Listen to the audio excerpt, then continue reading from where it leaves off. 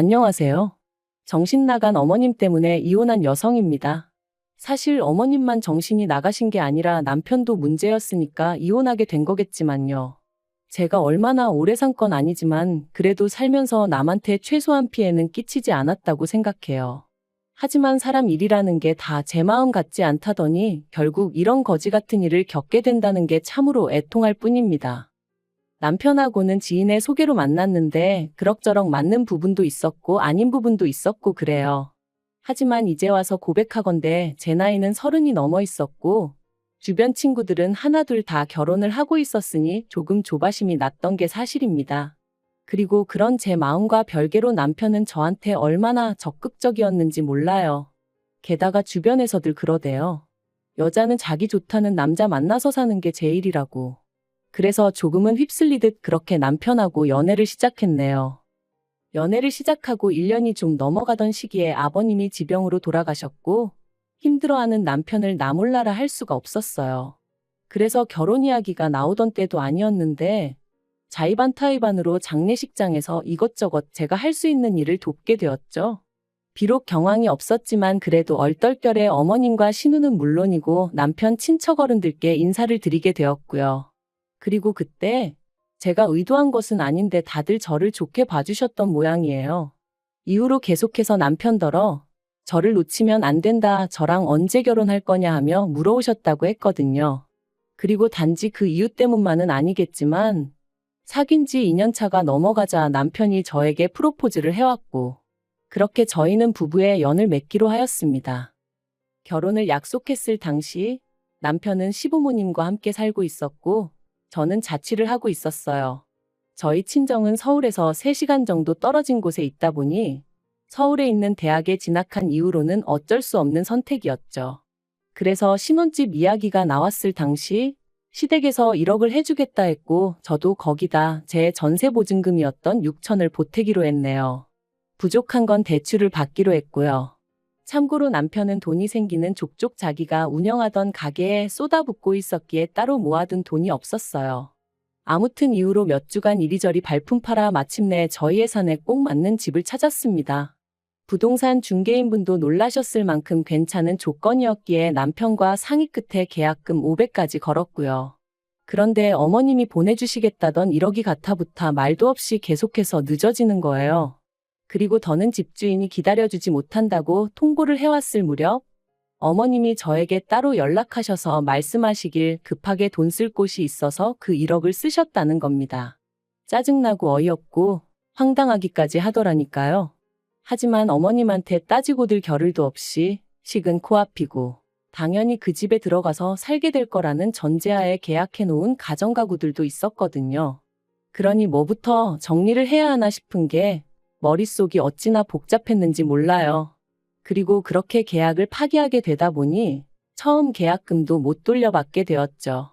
그래서 어쩔 수 없이 가뜩이나 빠듯한 예산이 더 빠듯해졌으니 예단을 생략하기로 했어요. 그런데 그런 저희 결정에 대한 어머님의 반응은 격렬했습니다. 그건 그거고 이건 이거라며 계약금 떼었다고 예단을 안 하는 게 어딨냐며 당신이 하나밖에 없는 아들 장가 보내면서 뭐 하나도 못 받는 게 말이 되냐. 그래서 참다 못한 저도 하나밖에 없는 아들 장가 보내시면서 아무것도 안 해주시는 건 말이 되냐고 따졌거든요. 그리고 이 일로 결혼 전부터 어머님하고 제 사이는 틀어지고 말았죠. 결국 당장 돈 문제가 꼬여버려서 신혼살림 차릴 집을 구하지 못했던 저희는 어쩔 수 없이 울며 겨자 먹기로 시댁에서 신혼생활을 시작해야 했습니다. 제가 무슨 말을 한 것도 아닌데 안방은 못 내주신다 하셔서 그러시라 했고요. 저희 친정에서는 빚이라도 내서 집을 해주시겠다 하셨지만 그건 제가 거절했어요. 어차피 남편이나 저 둘 다 맞벌이에 야근이 잦은 일이다 보니 집에서 보낼 시간이 많지도 않았고 돌이켜 생각해보면 저도 좀 오기가 났던 것도 같아요. 아무튼 남들 눈엔 어떻게 보였을지 몰라도 저는 반지하라도 저희 둘이 살만한 집을 구할 때까지만 머문다는 생각이었으니 크게 절망적이진 않았습니다. 그런데 그렇게 합가를 하고 한 달 정도 됐을 때였어요. 저에게는 여동생 하나가 있는데 제 여동생은 장학금을 받는 조건으로 고향에 있는 대학에 진학을 했었거든요. 하지만 직장만큼은 서울로 다니고 싶어 하더니 결국 서울에 있는 대기업으로 이직을 할 것 같다며 소식을 전해왔어요. 그리고 그날은 마지막 임원 면접을 하러 올라왔던 날이었는데 여동생이 언니 어떻게 사는지 슬쩍 보고만 가면 안 되겠냐 하더라고요. 친정부모님도 걱정 많이 하신다면서. 사실 어머님 댁이다 보니 집들이는 고사하고 친정부모님한테 한번 오시란 말도 못했던 게 사실이에요. 저희가 모시고 사는 것도 아니고 어쨌든 어머님 때문이긴 했지만 얹혀 사는 상황이었으니까요. 그런데 마침 그날 어머님도 약속 있으시다 하셨던 게 기억이 나서 그럼 잠깐 들리라 했습니다. 그런데 여동생이 저희 집에 오고 10분도 안 돼서 어머님이 오셨어요. 친구분하고 다투셔서 약속이 파토났다고 하시더라고요. 어머님이 제 여동생을 보시고는 저더러 시애미가 집 비우기가 무섭게 손님을 들이냐며 싫은 소리를 하셨고 민망해진 제 여동생이 언니 나 그냥 갈게 하면서 나가는데 어찌나 속상하던지 결국 여동생한테 제대로 커피 한 잔 못 내려주고 보냈네요.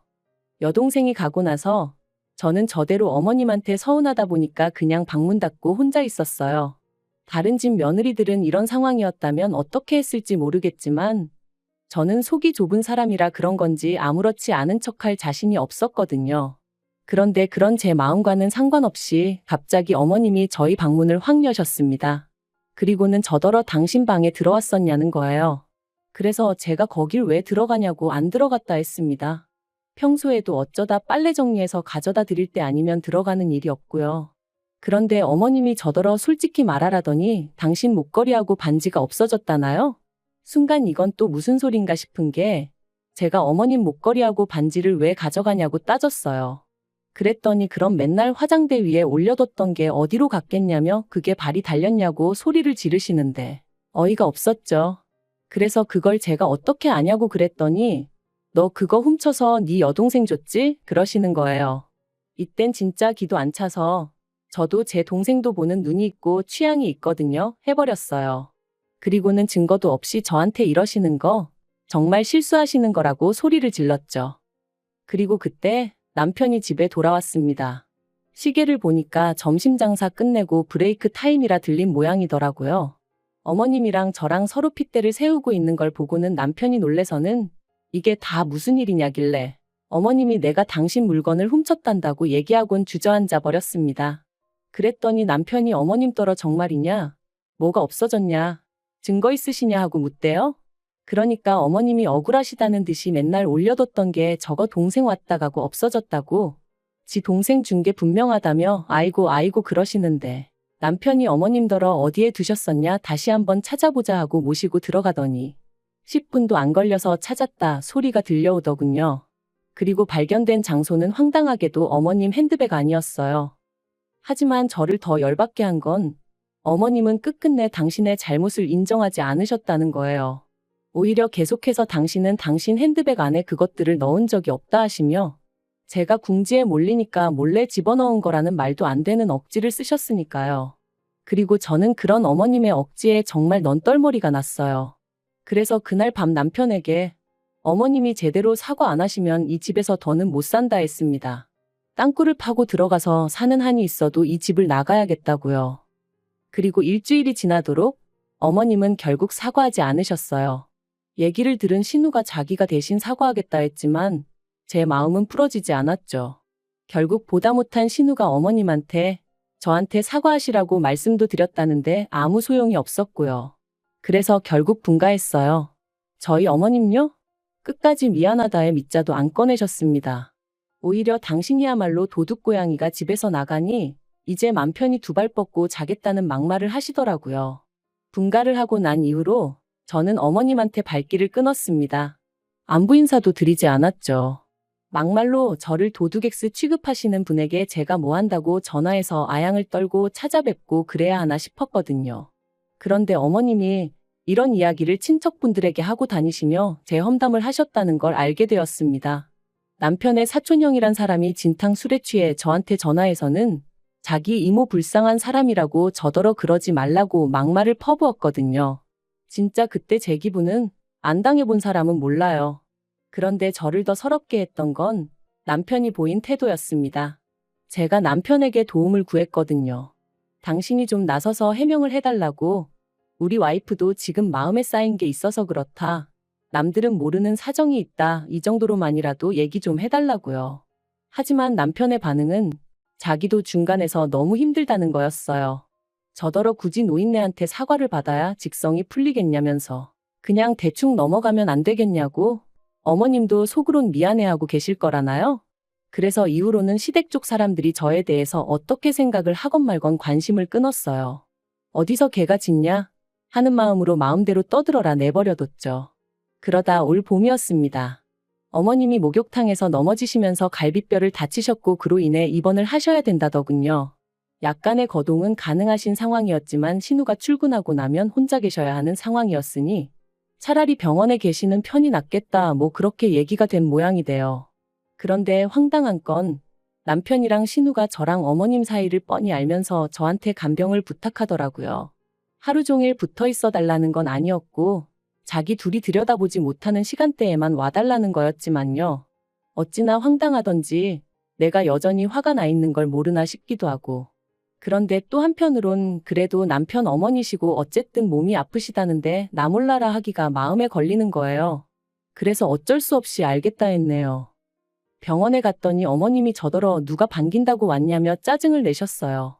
그리고 그런 어머님한테 저도 한마디 확 해붙일까 하다가 그냥 꾹 눌러 참았죠. 어머님 상대로 힘 빼기도 싫고 그냥 그럴 만한 가치도 못 느꼈다고 해야 할까요? 그래서 그냥 어머님이 뭘 하시건 간에 내내 하면서 자리만 지키고 있었네요. 어머님이 매점에서 뭐 사와라 하고 심부름 시키실 때만 빼고는 계속 어머님 옆에 붙어 있었고요. 그러다 어느덧 남편하고 교대할 시간이 되어 주섬주섬 제 짐을 챙기고 있는데 어머님이 또 황당한 소리를 하셨습니다. 당신 지갑이 없어졌다는 거예요. 거기에 돈도 뭐 50만 원이나 들어있었는데 이게 무슨 일이냐면서 저더러 또 너냐입니다. 황당하고 어이가 없어서 웃음이 다 나오더라고요. 그래서 제가 또 누명을 씌우시냐, 도대체 왜 그러시냐 하고 한마디 했네요. 그러니까 어머님이 누명 같은 소리 한다면서 저더러 이번엔 못 빠져나간다고 가만 안 두겠다나요? 그리고 그때 남편이 병실로 들어왔습니다. 그래서 제가 남편더러 어머님이 또 시작이시라고 내가 이번엔 어머님 지갑을 훔쳤대 하고는 웃었죠. 그랬더니 어머님이 또다시 아이고 아이고 하시며 제가 당신 지갑을 훔쳐간 것도 부족해 당신을 미친 X 취급을 한다고 억울하다시는 거예요. 나오지도 않는 눈물을 쥐어짜내시는 게 어찌나 가관이던지. 그래서 제가 어머님 떨어 제발 좀 생쇼 좀 그만하시라고 그랬다니까요. 그런데 그때였습니다. 짐 챙겨 나가려는 제 머리채를 어머님이 낚아채셨거든요. 그리고는 저더러 도망가지 말라는데 정말이지 머리가 뜯겨나갈 듯이 아픈 것도 아픈데 억울하고 쪽팔려서 눈물이 다 나더라고요. 그런데 어머님 맞은편에 계시던 여사님이 저희 어머님더러 몇 편 내가 노망났냐 하시며 아까 지갑 침대 밑에 넣어놓고 왜 생사람을 잡냐고 혀를 차셨어요. 놀란 남편이 어머님 침대 밑에 손을 넣으니 정말로 거기서 지갑이 툭 떨어졌고요. 그리고 그제서야 어머님이 제 머리를 잡고 있던 손을 놓으시고는 그게 왜 거기서 나오냐며 당신은 모르는 일이라고 딱 잡아떼시는데 정말 분하고 열받고 욕이 목구멍 끝까지 올라오더라니까요. 남편이 어머님더러 도대체 왜 이런 짓을 하셨냐 추궁했고 어머님이 하신 말씀은 정말 저를 소름 끼치게 만들었습니다. 남편도 신우도 당신 말을 믿어주지 않으니 제 본색을 드러내게 할 생각이셨다나요? 저는 거기까지 듣고는 뒤도 안 돌아보고 병실에서 나왔습니다. 그리고 1층 하단 벤치에 앉아 얼마나 울었는지 몰라요. 도대체 얼마나 제가 미우면 그런 계획까지 세우고 행동에 옮기실 수가 있나 싶은 게. 그리고 그날 저녁 남편이 신우랑 같이 집에 돌아왔어요. 그리고는 저를 보더니 오늘 일은 일단 미안하게 됐다고 하더라고요. 그래서 나는 어머님한테 사과를 받아야겠다고 그렇지 않으면 그냥은 못 넘어간다 했습니다. 한 번도 아니고 두 번씩이나 그것도 처음에야 실수였다 치더라도 오늘은 정말 일부러 그러신 거니까 나는 그냥은 못 넘어간다고 무조건 사과를 받아야겠다 했죠. 그랬더니 남편이랑 신우가 아무리 그래도 어머님이 지금 환자신데 그럴 것까지 있냐는 거예요. 사람이 나이가 들고 아프면 마음도 약해져서 그런 실수도 할 수 있는 거 아니냐면서요.